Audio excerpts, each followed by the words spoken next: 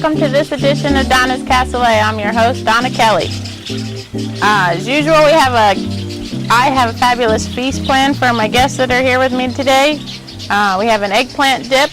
We have fresh pasta that I made. I got a new pasta maker. My boyfriend bought for me, and I made pasta this afternoon. That was a very exciting adventure. With basa, which is farm-raised catfish from Vietnam. Everybody says catfish, but this is farm-raised, and it's beautiful, white, flaky catfish. It's lovely. And we'll do that with a lemon caper light cream sauce.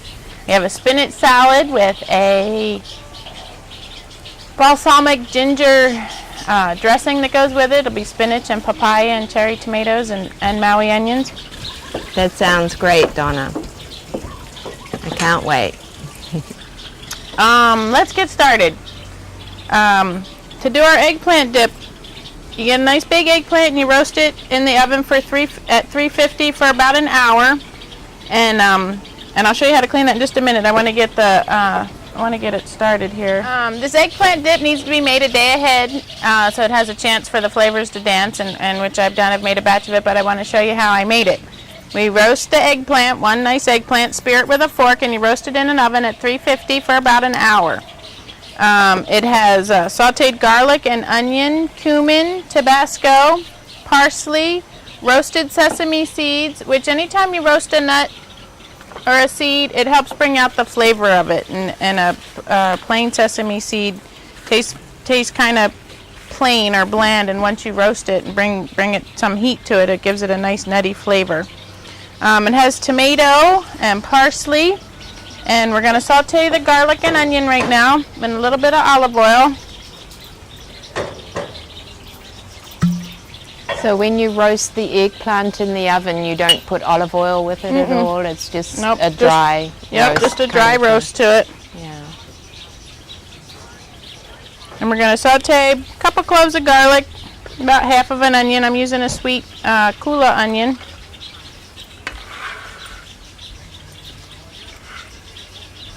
We're going to saute a couple cloves of garlic and about half of an onion in some olive oil, just until it begins to sweat and you can smell the flavors. In a food processor, we're going to add a chopped tomato,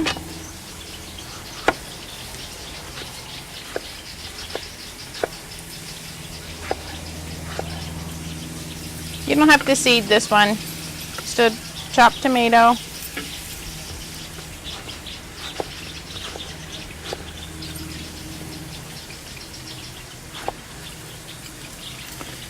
And the eggplant that we have here, like I said, has been roasted for an hour. We cut off the end, and we're going to skin it and seed it. You don't it's not necessary that you get all of the seeds out, just most of them, but the skin should peel right off nicely.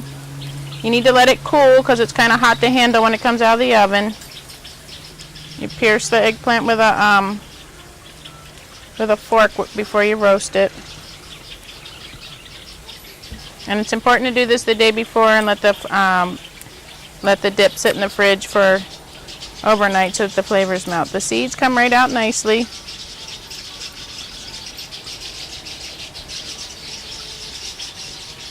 Like I said, it's not critical that you get all the seeds out, just most of them, because this is kind of a smooth dip. We'll chop it up a little bit and put it in our food processor.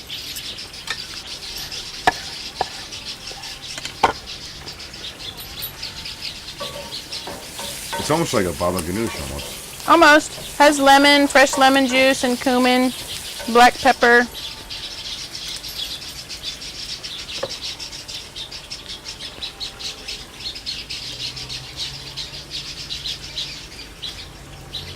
Has such a nice smell to it, roasted eggplant. I love eggplant. Me too.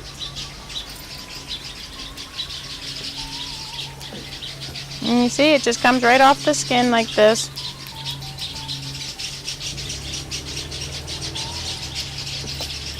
Take the back of your knife.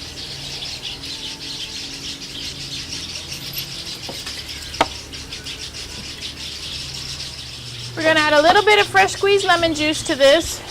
A couple of tablespoons. Does smell good, Donna. Yep. Yeah, garlic Sauteed cooking. onions and garlic, yep. You don't want to brown them, you just want to sweat them a little bit. Add a little salt. About half a teaspoon of ground cumin seed. A couple of splashes of Tabasco.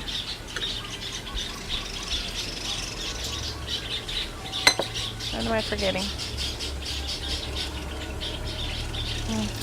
Put the sauteed onion and garlic in there.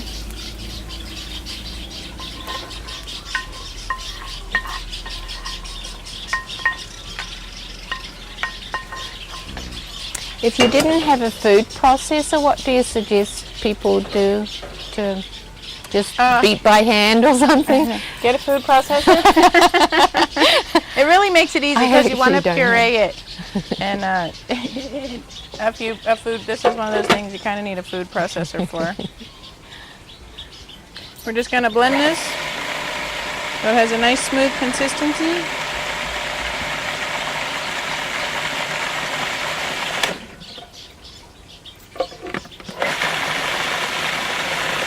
I know what I forgot, pepper.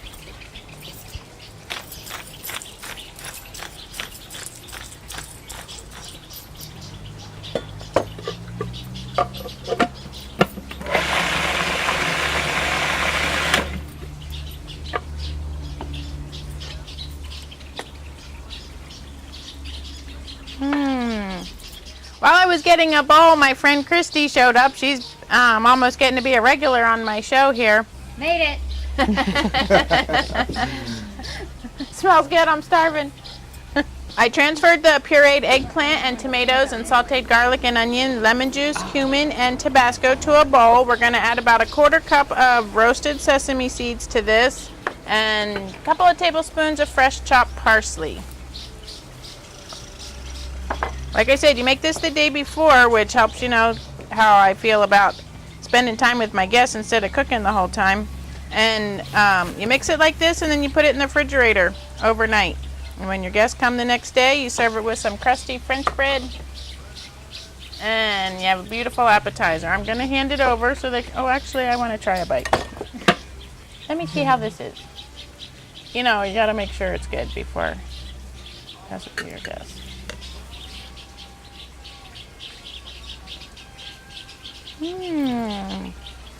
All right, you guys can have some. Tastes good. Thank you. This looks great. I'm ready. Ooh, It's their day of riding. I'm ready. thank you. Well, ladies first, please.